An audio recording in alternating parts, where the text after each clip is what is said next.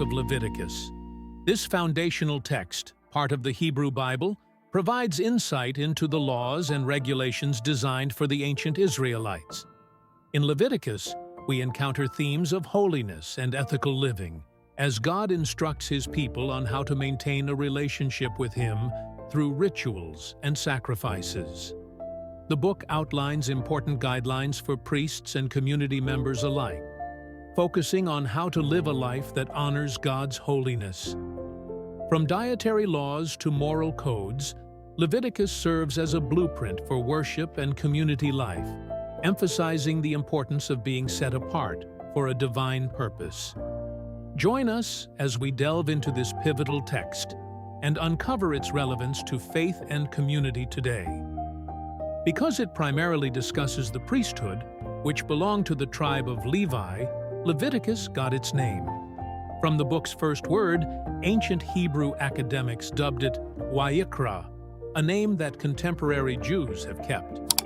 Centuries after the Hebrew book was first composed, the subtitle, the Third Book of Moses, was added. The Talmud referred to it as the Law of the Priests, or the Law of Sacrifice. A key component of what Jesus referred to as the Law of Moses, Luke 24:44, is Leviticus. He clearly links the great lawgiver to the leper's healing story. See Matthew 8:4, Luke 5:14, Leviticus 14:3, 4:10.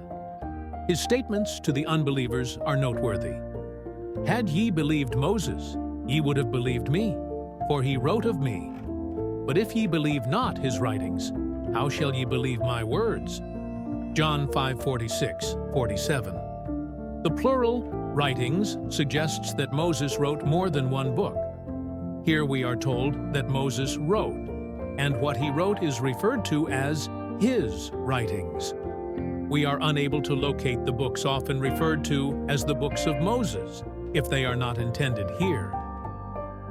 The priesthood and sanctuary services are the main topics of this third book of Moses. Since several significant topics are left for the book of Numbers, it does not provide all of the instructions God gave Israel on these topics. However, Leviticus lays out the majority of the core tenets of worship. Because of this, the book is significant and deserving of careful examination. With Genesis and Exodus on one side, and Numbers and Deuteronomy on the other, Leviticus has a pivotal position in the 5 books of Moses. Since the sanctuary played a major role in Israel's worship, the majority of the teachings related to that worship are found in Leviticus. In embryo, it is the Gospel. Without it, some passages in the Gospels and the Epistles are obscured and dark. With it, the New Testament can be better understood. Christ's roles as a priest and high priest, the Lamb of God, the sacrifice that was killed and its blood sprinkled all over the altar, the bread that descended from heaven, the light of the world, and the fragrant incense are just a few of the references that would only be vaguely understood without the illumination that Leviticus provides. When Paul wrote Hebrews and discussed the tenets of Christianity, he drew extensively from this book. Needless to say, Israel now cannot afford to ignore this work.